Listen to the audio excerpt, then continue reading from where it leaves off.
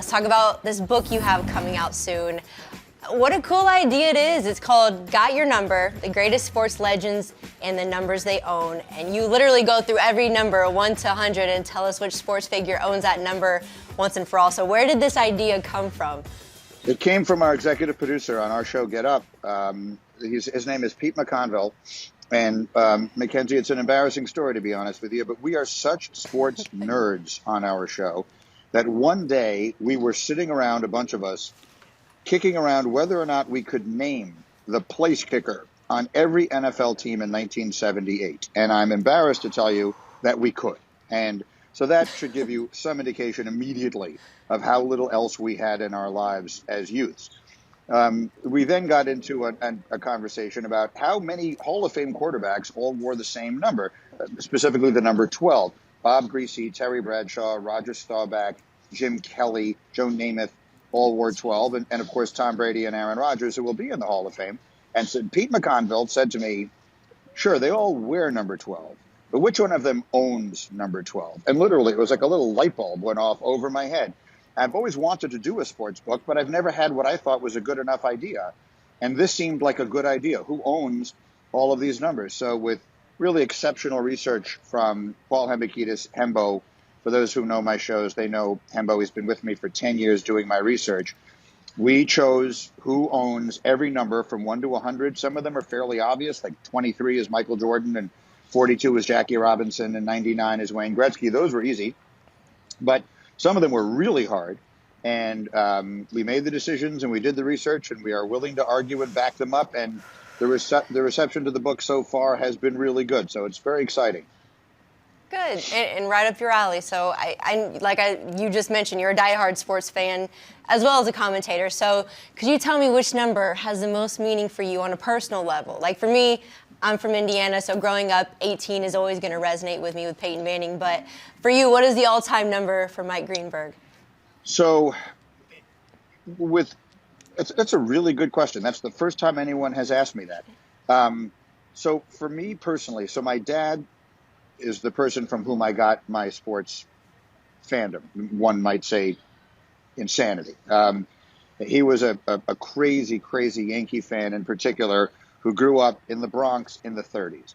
So Joe DiMaggio was, to say that he was my father's idol is greatly understating it. My father also wrote books, and he dedicated his first book to Joe DiMaggio, even though it had nothing to do with sports or anything.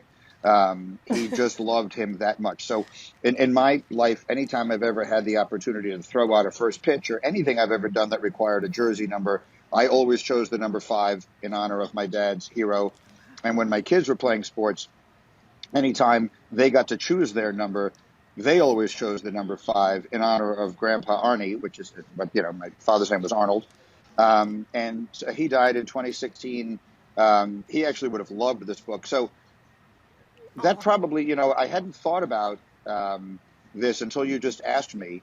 That's the first one that jumped to my mind. I would say Joe DiMaggio at number 5.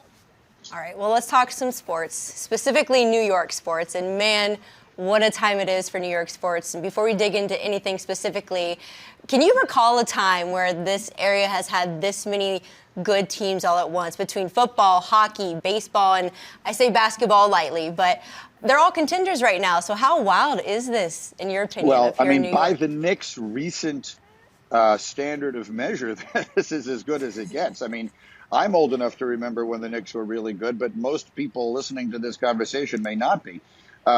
So by their standards, the Knicks are good. Clearly, they're not a championship contender as currently constituted, but they're way better than they've been in a while. I think both the Yankees and Mets are, although both have had a kind of rough spring trainings. Obviously, what happened to the Mets with the closer at the World Baseball Classic was terrible, and a terrible shame. I do not in any way agree with the people who say they shouldn't have the World Baseball Classic or shouldn't let the major league players play in it. That was just a very unfortunate thing. Frankly, it didn't even happen throwing a pitch. It happened jumping up and down and celebrating. For me personally, the one that matters by far the most is the Jets and Aaron Rodgers. That's my team, and he's about to be my quarterback. And so that is by far the most exciting thing for me. I'm 55 years old. The New York Jets have been my favorite team all of my life. the only time they played in the Super Bowl. I was one. So I've never seen them play in the Super Bowl so that I can remember it. My parents will tell you that I actually was in the room with the television on when they played, but I don't have any recollection of that. So for me as a New York sports fan, and I'm born and raised in New York City, overwhelmingly the most exciting thing that is happening right now is that we're going to get Rodgers. And I really believe the Jets become significant Super Bowl contenders. I don't think that's a fan talking. I don't think that's overstating it, or I know I am known in some circles as the master of hyperbole, but I do not think it is that. I think the Jets are Aaron Rodgers away from being legit Super Bowl contenders. So for me, that is overwhelmingly the most important and exciting thing that's happening. You sound confident, and you said the other day on the Pat McAfee show, if Aaron Rodgers doesn't get traded to the Jets until June 2nd, I'm not going to make it. You said that on March 16th. It's now March 28th, so I got to do a little wellness check on you. How are you coping with the uncertainty around the situation? I had heart surgery. I mean, let's talk about just how badly I'm coping with it. Those two things are not related, but listen, it's probably all of the stress and strain that caused me to have this procedure on my heart. I'm sure the Jets are about 50% of that. I mean, if you look at all of the anxiety that I've had in my life over the entirety of it, the Jets have probably caused me far more anxiety than any other phenomenon in my life. So how am I feeling? I'm still feeling confident that it's going to happen. I think if it doesn't happen before the draft, so the draft is April 28th, I think it is. If it doesn't happen before the draft, that's when I think you start getting a little worried, because then the Packers start to have, if they can no longer get draft picks for this year's draft, now all of a sudden they're in no rush. There is no upside to them to making this deal sooner rather than later. So I think the urgency is on their side, on the Green Bay side of this trade, for roughly the next month. If it doesn't happen after that, for whatever reason, I firmly believe, Mackenzie, that it will. But if for whatever reason it doesn't, that's when I think the Jet fans should start becoming a little worried, because then Green Bay is legitimately in no hurry and the Jets are. So you are likelier to see the Jets have to be willing to give up more in trade compensation than they might otherwise be, or run the risk of this not happening at all. And that's what I could not handle. If after all of this doesn't happen at all, then I'm going to have to rethink everything. I mean, I'm literally going to have to rethink I don't even know where to begin. I'm just going to have to rethink literally everything. We've seen things develop as it pertains to Lamar Jackson as well, officially letting the world know that he requested a trade out of Baltimore. And Jets GM Joe Douglas came out and said they wouldn't even be interested in Lamar if things fell through with Aaron. Is that just lip service to try and lock up Aaron, or do you truly believe that the Jets wouldn't consider Lamar?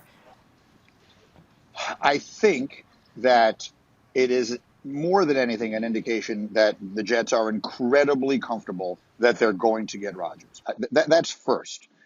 But it is a good topic because there are a lot of layers to it. So I do believe that the second reason the Jets wouldn't be – so the first reason the Jets are not making a move is that they are fully confident they're going to get Rodgers. The second reason is the same reason that I think most of the teams in the NFL are not interested in, that is that Lamar Jackson wants a fully guaranteed contract, and the owners don't want to allow the players to take over that level of control of the league in the way they have in the NBA. I think that's the second factor in this. I actually am not convinced that the biggest factor in this is not that they don't want to rub Rodgers the wrong way. Like, there are a lot of reasons why kicking the tires on Lamar Jackson, if nothing else, could create more pressure on the Packers. And to come out and just immediately shut down the possibility of even talking about it, I think is a signal of just how carefully the Jets feel they have to handle Aaron Rodgers' feelings. He is obviously a sensitive person. I don't mean that critically. I'm a sensitive person. Some people are, some people aren't. Some people let things roll off their back. Others of us, have heart procedures because we take things so personally.